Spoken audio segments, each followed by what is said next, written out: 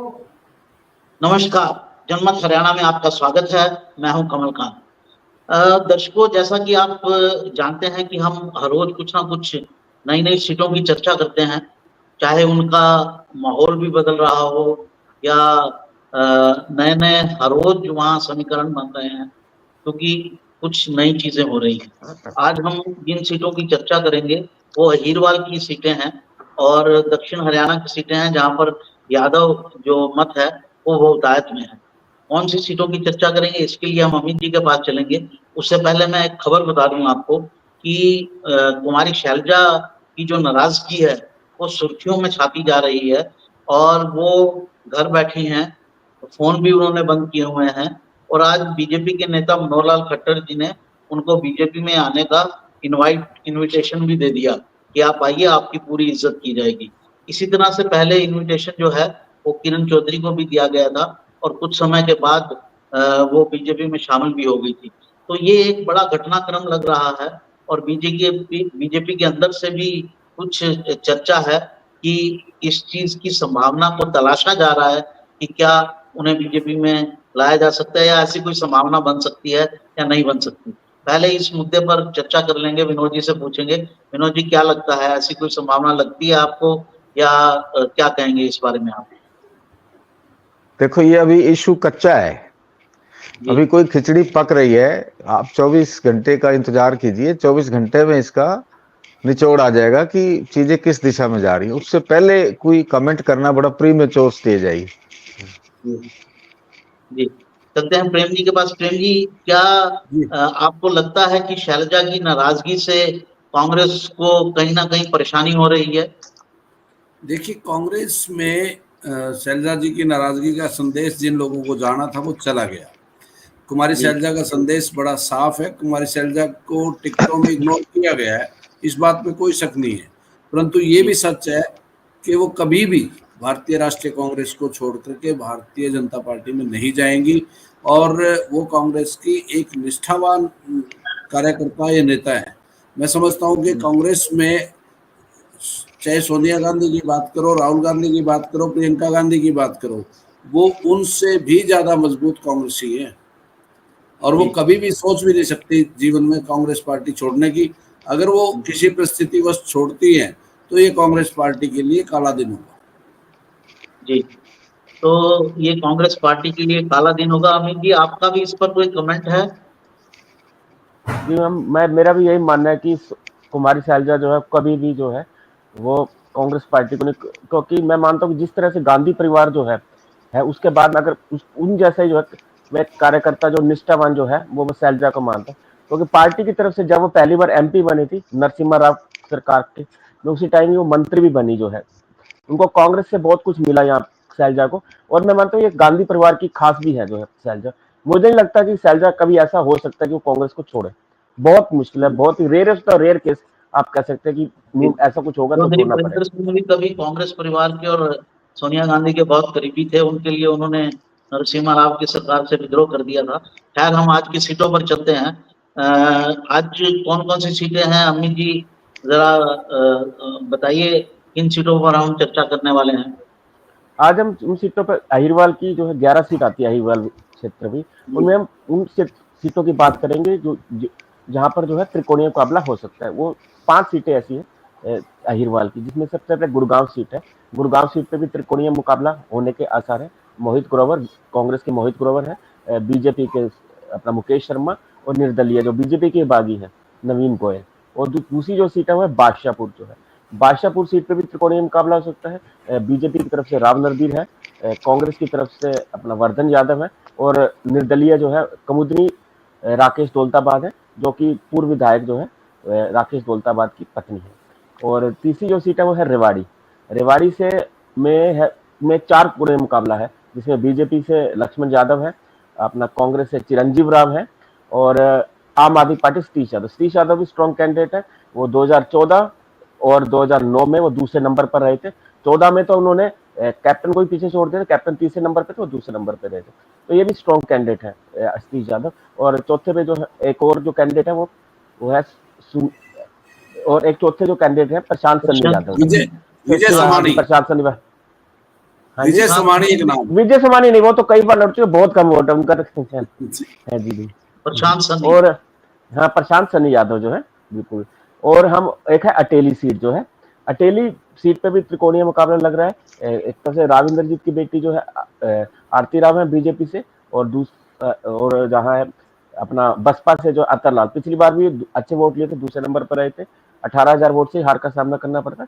और एक कांग्रेस से जो है वो अपना अनीता यादव, जो पहले 2009 में अटेली से विधायक बनी थी और हुड्डा सरकार में सीपीएस थी। सोना सीट भी हम कह सकते हैं, इस कैटेगरी में रख सकते हैं।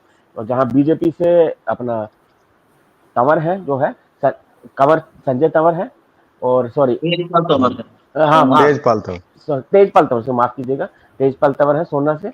और कांग्रेस से जो है रोहताश खटाना है, और निर्दलीय कल्याण सिंह जो बीजेपी की बागी है, वो शायद ना जीते, लेकिन बीजेपी को राजपूत वोटों का डेंट दे सकते हैं जो है, अच्छा जो है। जी। और एक वो है जावेद अहमद।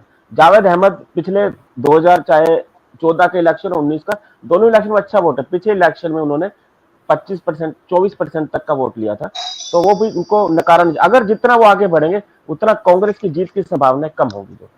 जी, तो अमित जी ने सारी सीटों का ब्यौरा दे दिया जहां पर त्रिकोणीय चुनाव हैं। इनमें से जो सीटें हम चर्चा कर पाएंगे, सबसे पहले विनोद जी के पास चलते हैं। विनोद जी, अब एक सीट का और भी जिक्र करना चाहूंगा, जी एक सीट रह गई, छठी सीट जो है वो है महेंद्रगढ़ सीट जो है।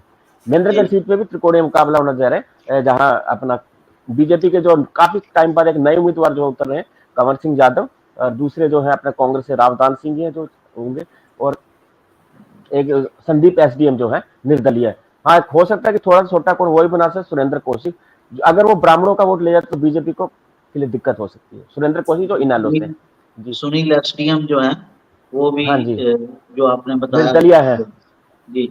अटेली की बात करते हैं, विनोद जी के पास चलते हैं जिन सीटों की हम चर्चा कर पाएंगे। पश्चिम से शुरू करते हैं। अटेली सीट पर राव इंद्रजीत की बेटी जो है वो चुनाव लड़ रही हैं। बहुत प्रयास के बाद उन्होंने वो अपनी बेटी को टिकट दिलवा पाए, लेकिन बड़ी इंटरेस्टिंग सीट ये होती जा रही है। तो विनोद जी, आपका क्या कहना है अटेली सीट के बारे में? देखिए कमल जी, अटेली की कहानी आज नहीं लिखी गई। अटेली की कहानी पिछले 5 साल पहले लिखी गई थी। अटेली में क्या था, जब पिछली दफा राव इंद्रजीत सिंह ने अपनी बेटी के लिए टिकट मांगा था, उस वक्त बीजेपी के ऊपर ये बड़ा दबाव था कि भी परिवारवाद को विस्तार नहीं देना है। तो राव इंद्रजीत सिंह की बेटी को टिकट नहीं मिली, लेकिन उसमें एक शर्त ये हुई, तब मनोहर लाल जी मुख्यमंत्री थे, तो पूरी जो चुनाव समिति थी उसमें एक बात हो गई। इंद्रजीत सिंह ने कहा कि देखो, मैं रिटायरमेंट की स्टेज पे जा रहा हूँ, मुझे अपनी बेटी को पॉलिटिकली सेटल करना ही करना है।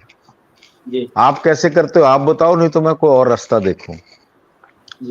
तो उस वक्त ये तय हुआ कि भाई अगर आरती राव 5 साल बीजेपी ऑर्गेनाइजेशन में इंडिपेंडेंटली अपने दम पे काम करेगी तो अगली बार उनको टिकट जरूर दी जाएगी, कंसीडर की जाएगी या दी जाएगी। तो उसके बाद आरती राव ने इक्का दुक्का तिक्का जो है वो 5 साल कभी कभी महीने 2 महीने में एक आध जलसा रिवाड़ी में एक आध इधर उधर करती, और संगठन में थोड़ी एक्टिव नजर आई।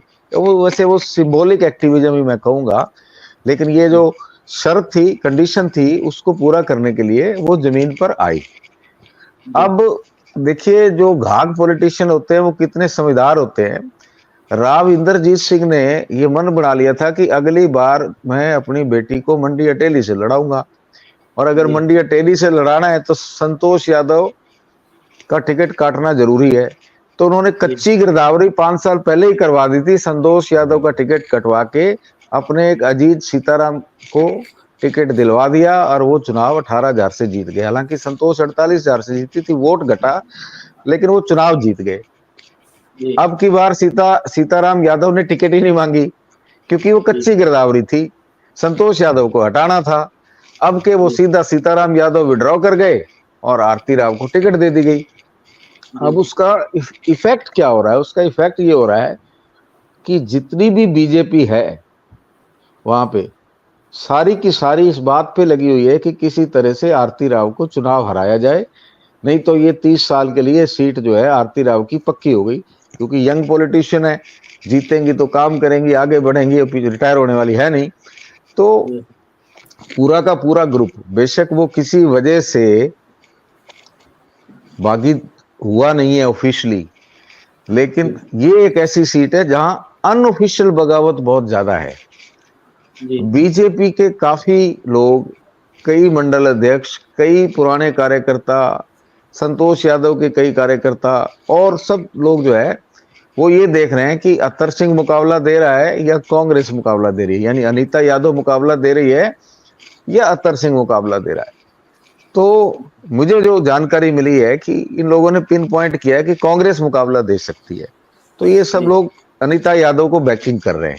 इसलिए ये मुकाबला वहां जितना आसान माना जा रहा है कि 50,000 40,000 से जीत जाएगी, तो रेवाड़ी की सीट है, रेवाड़ी जिले की सीट है, ऐसा नहीं है। वहां पे मुकाबला करना हो रहा है। पर इसमें मेरा जो एनालिसिस है कि ये अहिरवाल अभी भी बीजेपी के साथ बड़ा स्ट्रिक्ट होकर खड़ा है, टूटा नहीं है कांग्रेस से।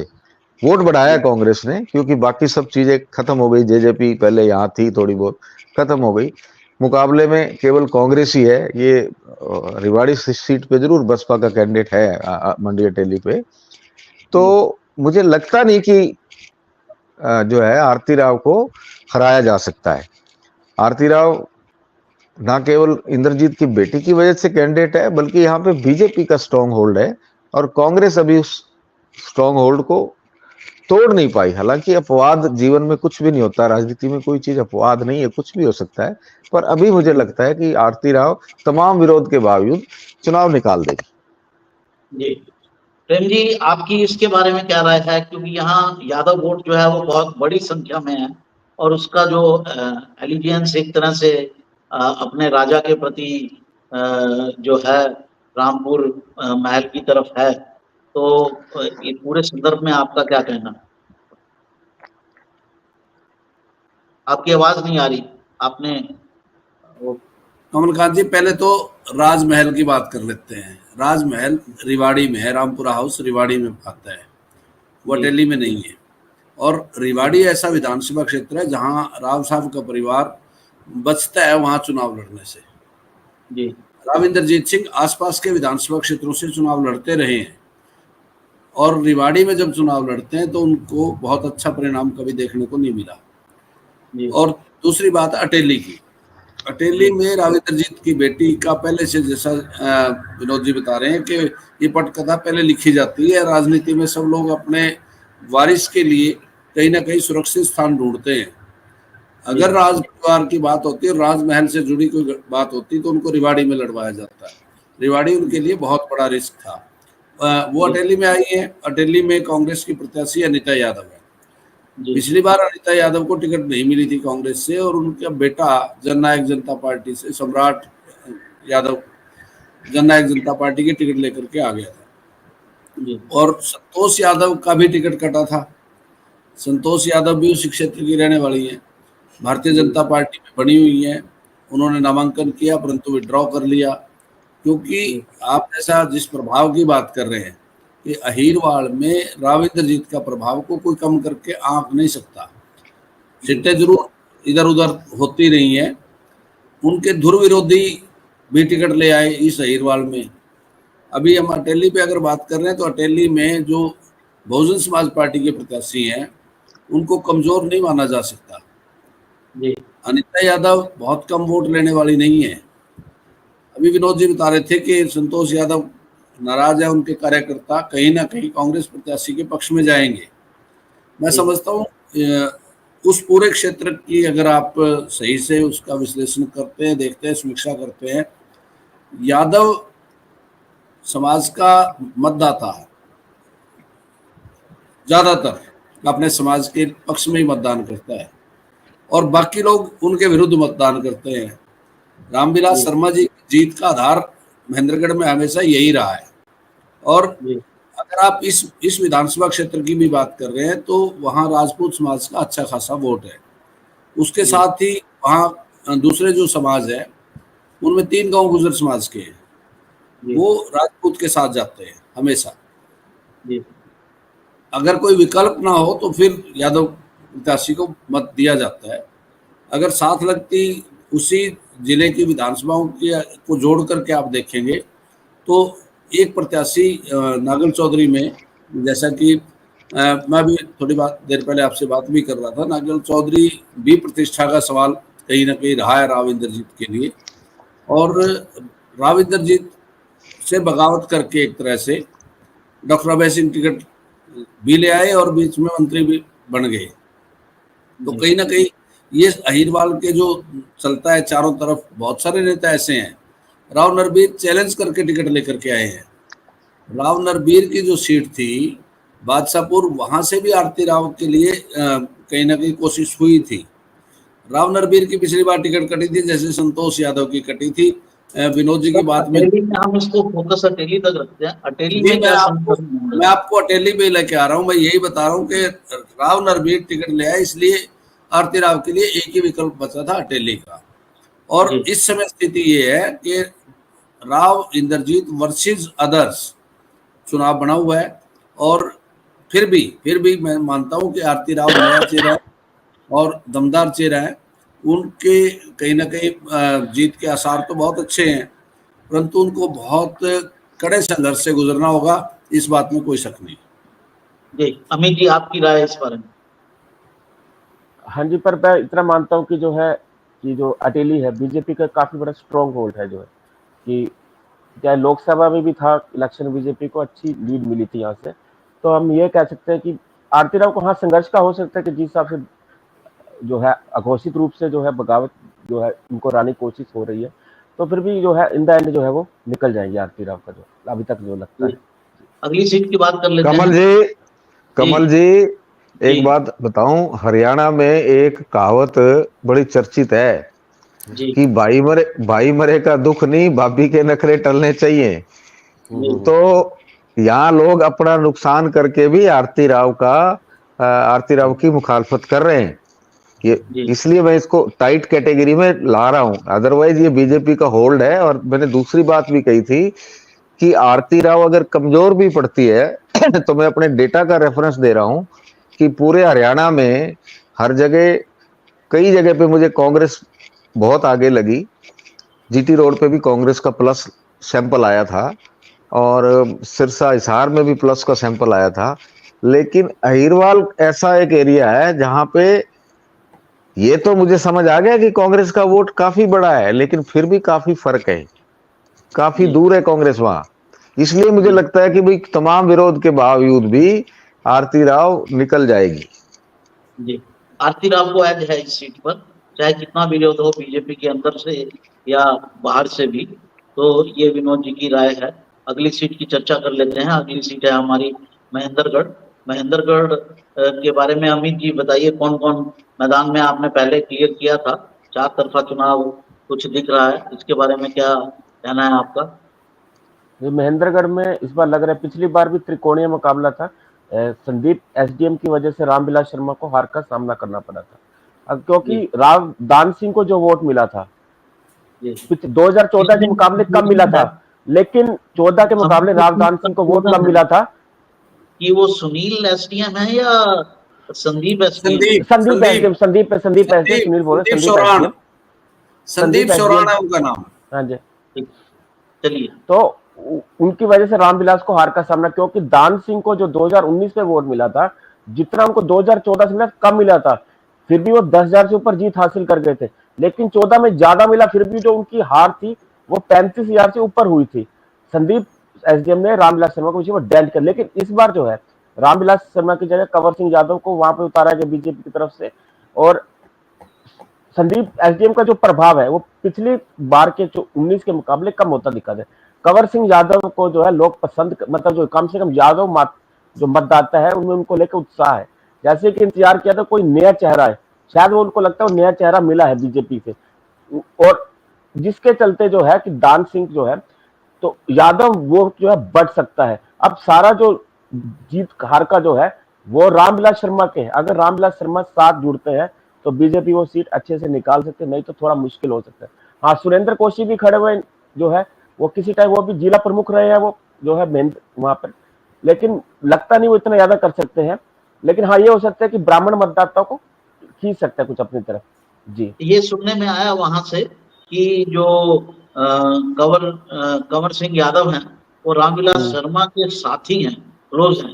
हालांकि रामविलास शर्मा अपने लिए टिकट चाहते थे, लेकिन ये भी उनके साथी ही हैं, तो इनका विरोध तो वो नहीं करेंगे, ऐसा सुनने में आया। विनोद जी इस पर ज्यादा प्रकाश डालेंगे। विनोद जी, आपके पास आपकी टिप्पणी इसके देखिए ऊपर, महेंद्रगढ़ के ऊपर। देखिए महेंद्रगढ़ की चर्चा शुरू होते ही मेरे को एक रणनीति समझ आई, जिसका मैं जिक्र करूंगा कि इस बार भारतीय जनता पार्टी ने जो टिकटें बांटी, वो पार्टी ने अपने आप को चुनाव में कमजोर समझकर टिकटें बांटी कि हमको टिकट में रणनीति चेंज करनी है, अच्छी टिकट देनी है अपनी तरफ से, क्योंकि इस बार हम कमजोर है, हवा कमजोर है, हवा नहीं है, पक्ष में हवा नहीं है। और उनकी काउंटर पार्ट कांग्रेस ने जो टिकटें बांटी, उन्होंने अपने आप को मजबूत समझ के टिकटें बांटी कि ये तो गारंटी शुदा हमारे पुरानी कैबिनेट है, ये तो गारंटी शुदा जीत ही जाएगी अपने अपने इलाके से, क्योंकि हमारे पक्ष में हवा है जी। आप देखिए ना रावदान सिंह, ना गीता भुक्कल, ना जयवीर वाल्मीकि, ना गोहाना की सीट, ना बेरी की सीट, किसी सीट को, ना अपना कलानौर की सीट, कांग्रेस ने सारी टिकटें, भूपेंद्र सिंह हुड्डा ने सारी वो टिकटें रिपीट करी सिटिंग गेटिंग के नाम पे। और रावदान सिंह को भी शायद ये उम्मीद नहीं थी कि बीजेपी रामविलास का टिकट काट देगी। वो जो चुनाव लड़ रहे थे ये मान के चल रहे थे कि मेरा काउंटर पार्ट जो उम्मीदवार है वो रामविलास शर्मा ही है। पहली दफा बीजेपी ने रामविलास जैसे बड़े नेता को, मतलब ये हैरान करने वाली बात है, लेकिन बीजेपी ने बड़ी बेदर्दी से उनकी टिकट इसलिए काटी कि रामविलास दान सिंह को हरा नहीं सकते अगर कोई हरा सकता है तो यादव उम्मीदवार उतारो, यादव उम्मीदवार हरा सकता है। ये यहाँ पे बीजेपी का नया प्रयोग है। अब इसमें हो क्या रहा है कि टर्म्स एंड कंडीशन अप्लाई कर रहे हैं लोग कि रामविलास किधर जाएंगे, रामविलास अपना वोट बीजेपी को दिलवाएंगे कि नहीं दिलवाएंगे। देखो, जो मर्जी हो, जो बेशक उनकी टिकट कट गई, बेशक उन्होंने थोड़े बहुत विरोध के हल्के फुल्के वाइब्रेशंस भी दी, लेकिन जो उनका बैकग्राउंड है, founder of BJP in Haryana, उस हिसाब से वो बीजेपी के कैंडिडेट का विरोध नहीं कर पाएंगे, ना करेंगे। आगे बहुत कुछ पड़ा हुआ है उनके लिए, कहीं गवर्नर की फाइल चलने वाली है, कहीं कुछ और होने वाला है। मेरे को नहीं लगता कि वो बीजेपी कैंडिडेट का विरोध करेंगे। जी, प्रेम जी, आपकी क्या टिप्पणी है इस सीट को लेकर? देखिए, महेंद्रगढ़ में जो सिटिंग एमएलए भी हैं रावदान सिंह, वो कमजोर तो कभी नहीं रहे, 4 बार विधायक बन चुके हैं। और आपने जैसे विनोद जी को सुना, रामविलास शर्मा पार्टी के संस्थापक लोगों में है, फाउंडर मेंबर है, और जिनका नाम आपने लिया प्रत्याशी, उनके करीबी नहीं बल्कि उनके विरोधी है विद इन पार्टी, वो मनोहर लाल जी की आंख का तारा है। और हरियाणा में अगर आज के दिन भाजपा की भी बात करें या हरियाणा के आम मतदाता की बात करें, वो मनोहर लाल जी के चेहरे से चिढ़ते हैं, वो मनोहर लाल जी का चेहरा है। और जो समीकरण वहां बन रहे हैं, संदीप सोरान जो है वो पूर्व मंत्री बहादुर सिंह जी के पुत्र हैं, और चौधरी बहादुर सिंह जी की पुरानी कॉन्स्टिट्यूएंसी लोहारू के लगभग 12 गांव महेंद्रगढ़ विधानसभा क्षेत्र का हिस्सा है। जाट मतदाता कहीं ना कहीं पूरे हरियाणा में ये मान के चलते थे कि कांग्रेस के साथ जाएगा। उसका अपवाद अगर आपने देखना है तो वो महेंद्रगढ़ विधानसभा क्षेत्र है। और उनके साथ दूसरी जो अभी जैसा विनोद जी कह रहे थे, अभी आपने एक सवाल पूछा था शैलजा जी के बारे में, शैलजा जी कांग्रेस का विरोध नहीं कर सकती, उसी तरह से रामविलास शर्मा भारतीय जनता पार्टी का विरोध नहीं कर सकते, परंतु उनके समर्थकों में एक संदेश जरूर गया है कि ऐसे कद्दावर नेता को भी अगर बलिदान देना पड़े, क्योंकि उनसे ज्यादा उम्र के लोगों को भी टिकट मिली है, ऐसा नहीं है कि उनका उस बात पे उनको किसी निर्णायक मंडल में या कौन सा मंडल आप बोलते हैं उसमें डाला गया है, उससे ज्यादा उम्र के लोगों को टिकट भी दी गई है। तो वो ये मान के चलता है महेंद्रगढ़ का जो नॉन अहीर मतदाता है वो उनका बड़ा चेहरा थे। रामविलास शर्मा जी अपने मुंह से नहीं बोलेंगे, रामविलास शर्मा जी की उस पीड़ा को उस क्षेत्र के बहुत सारे लोगों ने समझा है, और मैं समझता हूं कि वहां किसी भी परिस्थिति में भारतीय जनता पार्टी का नया प्रयोग सफल नहीं होगा। यानी आपका कहना है कि वहाँ एज जो है वो राम सिंह को है और बीजेपी के कैंडिडेट सीधे सीधे हार रहे हैं। नहीं, ये बात बिल्कुल गलत है। एज तक ठीक है, जनता का अपना फैसला है, क्या फैसला देती है क्या फैसला नहीं देती है। हमारा तो केवल कंसर्न जो है वो रणनीति तक है। बीजेपी ने यहाँ अपनी रणनीति चेंज करके एक नया प्रयोग किया है। दूसरी बात, रामविलास शर्मा की टिकट ना तो एज फैक्टर की वजह से कटी है ना किसी और वजह से कटी है, उनकी टिकट एक रणनीति के तहत कटी है। तीसरी बात यह, नेचर ऑफ पार्टीज, कांग्रेस की जो नेचर है वो स्टेटस को नेचर है, वो बहुत समय तक स्टेटस को में रहती है, चलो देखते हैं यही चलने दो। बीजेपी रोमिंग पार्टी है, वो किसी भी वक्त अपनी स्ट्रेटजी किसी भी वक्त चेंज कर सकती है, किसी भी किए हुए प्रॉमिस को मॉडिफाई कर सकती है, एकदम चेंज कर देगी कि ऐसा नहीं ऐसा करेंगे। तो ये टिकट रणनीतिक रूप से कटी है रामविलास की, एज फैक्टर की वजह से नहीं कटी, कोई इस वजह से नहीं कटी कि कोई उनके बीजेपी के प्रति कोई बगावती रिकॉर्ड है पिछले 1 साल में या 5 साल में, बाहर बैठे हुए नहीं बड़े मंत्री नहीं जीत पाए, तो उनका कोई ऐसी वो नहीं है। पिछली दफा भी मैंने देखा 6 महीने साल पहले जब ये प्रदीप वाला इलेक्शन था, कालका वाला, एक बार अनाउंस हो गया था कि जब हिमाचल हाई कोर्ट से उनकी रद्द हो गई थी, उनको सजा हो गई थी, तो ऐसा लग रहा था कि वहां बाई इलेक्शन होगा कालका में।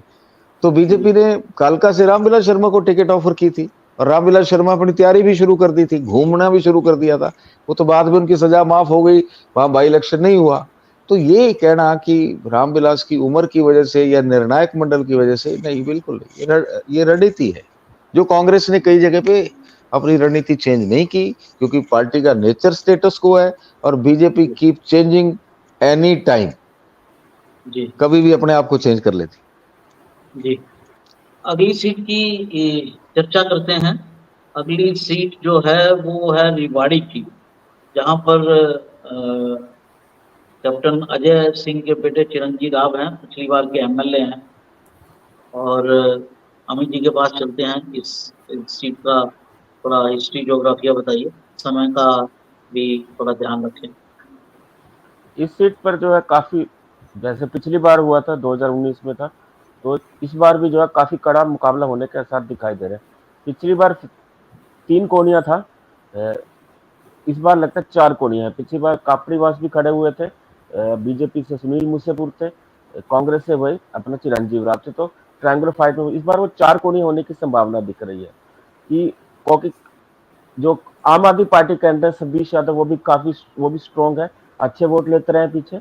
बीजेपी से भी जो है, बीजेपी का अपना एक वोट बैंक है, बीजेपी लक्ष्मण यादव है, वो बेसिकली पिछली बार वो 2019 में कोसलीस बने थे, लेकिन उनका रेजिडेंस है वो रेवाड़ी में ही है, वो रहते रेवाड़ी में ही है बेसिकली, वो बाहरी नहीं है, तो वो भी देखना होगा। और ना वो राव के विरोधी है ना वो राव के समर्थक है, दोनों चीजें हैं। जो लक्ष्मण यादव है जो है, और उनको टिकट भी इसलिए दी गई है कि ना तो विरोधी थे ना वो समर्थक थे, और कांग्रेस से वो चिरंजीव राव है। तो इस बार का मुकाबला काफी रोचक हो गया है, इसमें बीजेपी वाला भी निकल सकता है, कांग्रेस वाला भी। तो अब देखना होगा कि इसमें कहा नहीं जा सकता कि क्या है। जी प्रेम जी, आपकी टिप्पणी। देखिए, एक नाम लिया अमित जी ने, सतीश यादव का। सतीश यादव यहाँ एक अच्छा जाना पहचाना चेहरा है और आम आदमी पार्टी के सिंबल पे चुनाव लड़ रहे हैं। अब वो तीसरी बार मैदान में है रेवाड़ी में, और बड़ा भावनात्मक अपील वो करते हैं। मुझे पता है कि एक बार बहुत अच्छा उनका बड़ा स्कोर भी बहुत अच्छा रहा था, बहुत कम मार्जिन से वो चुनाव हारे थे। जिन 2 प्रत्याशियों की, मुख्य पार्टियों के प्रत्याशियों की आप बात कर रहे हैं, वो उनको कड़ी चुनौती दे रहे हैं। अभी आप बात कर रहे थे राजमहल की, राज परिवार की। ये राज परिवार की अपनी सीट है और रेवाड़ी में उनका विरोध सबसे ज्यादा होता है। अभी आपने ये कहा कि पिछली बार कापड़ीवास जी आगे थे, मैं समझता हूँ कापड़ीवास जी अब भी भारतीय जनता पार्टी के लिए, सीताराम जी के लिए काम नहीं करेंगे। और अमित जी ने ये भी लक्ष्मण सिंह यादव के लिए, लक्ष्मण यादव कहा कि राव साहब के आदमी नहीं है। लक्ष्मण जी उन्हीं के आदमी है और उनको शिफ्ट भी इसलिए किया गया कि वहां किसी नए आदमी को अकोमोडेट किया जाना था कोसली में। और ये पहली बार भी टिकट उन्होंने दिलवाई थी, इस बार भी टिकट उन्हीं के खाते में गई है। यहाँ ट्रेंगुलर कंटेस्ट है, इस बात में कोई शक नहीं है। और इस ट्रेंगुलर कंटेस्ट में किसके हाथ जीत आती है, क्योंकि कांग्रेस की जीत का मार्जिन बहुत बड़ा नहीं था पिछली बार। भारतीय जनता पार्टी इसलिए चुनाव हार गई थी क्योंकि रणधीर सिंह कापड़ीवास से एक बड़ा नाम रहे हैं, और उस नाम का एक ये भी था कि सहानुभूति उनके साथ हुई थी, सिटिंग एमएलए थे, टिकट कटी थी। तो इस बार भी वो कहीं ना कहीं उसी प्लेटफॉर्म पे है जहां उनको होना चाहिए। जी, आपकी आवाज नहीं आ रही है। विनोद जी के पास चलते हैं। विनोद जी, आपकी अपनी अंतिम टिप्पणी इसके ऊपर, क्या इस बार भी काठ की हांडी दोबारा से चढ़ जाएगी? काठ की हांडी मतलब? आवाज नहीं आ रही है आप लोगों की। नहीं, अब आ रही है आवाज। काठ की हांडी आवाज नहीं आ रही। आ रही है आवाज उनकी। काठ की हांडी पूछ रहे हैं, कैसे कहा?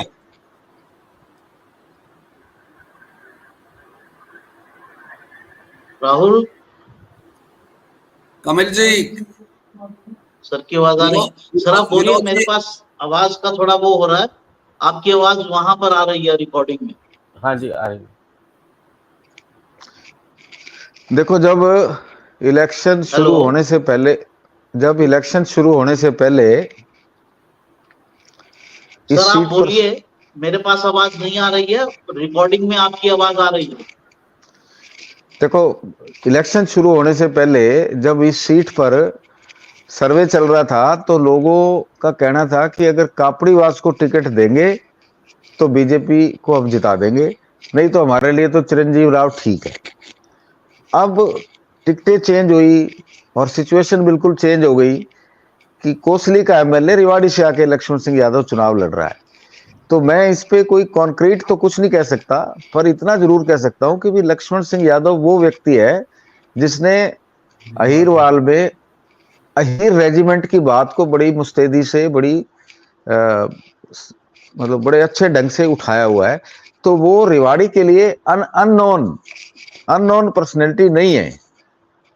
तो इसलिए मुकाबला जो है वो कांग्रेस और बीजेपी में अच्छा टाइट मुकाबला होगा। और जो इंडिपेंडेंट यहाँ खड़े हुए हैं वो भी, उनका परफॉर्मेंस पहले भी अच्छा रहा है, तो इस बार भी उनका जो परफॉर्मेंस है वो बहुत वीक नहीं रहेगा। जी, मुझे लगता है दर्शकों थोड़ा सा ऑडियो का प्रॉब्लम था, उसके लिए माफी चाहते हैं। पर विनोद जी की बात आपने पूरी सुन ली होगी। हमारे इस अंक में इतना ही। हम आपसे फिर मिलेंगे। एक दिन का अवकाश है, एक दिन के अवकाश के बाद और नई सीटों की चर्चा करेंगे, अहीरवाल की भी और अहीरवाल से हटकर दूसरे जो इलाके हैं उनकी भी। आज के लिए इतना ही। एपिसोड पसंद आया हो तो लाइक कीजिए और सब्सक्राइब जरूर कीजिए, नोटिफिकेशन की बेल भी दबाइए। आप हमारे साथ जुड़े, आपका धन्यवाद। हमारे जो मेहमान हैं उन सबका भी धन्यवाद। नमस्कार।